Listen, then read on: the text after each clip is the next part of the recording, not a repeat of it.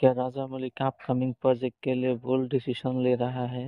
राजा मलिक की next project SSMB-26 Mahesh बाबू के साथ जल्दी ही इसका शूटिंग शुरू कर दिया जाएगा। इसका बजट होगा लगभग 1000 करोड़।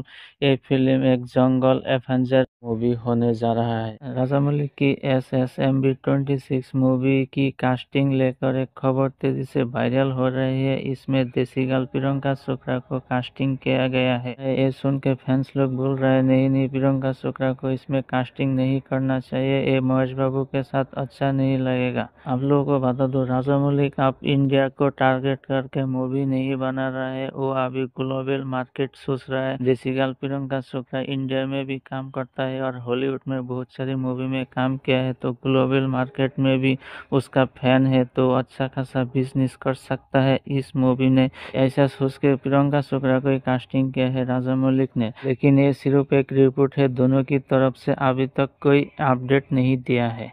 तो गाइस, आप लोगों को क्या लगता है, महेश बाबू को साथ प्रियंका चोपड़ा अच्छा लगेगा या नहीं, वो कमेंट करके बताइए। मूवी रिव्यू बॉलीवुड गॉसिप सबसे पहले देखने के लिए सब्सक्राइब करो आजान और एंटरटेनमेंट न्यूज चैनल को, साथ में बेल आइकन भी दबा दीजिए सबसे पहले लेटेस्ट वीडियो पाने के लिए, और लाइक शेयर कमेंट कीजिए।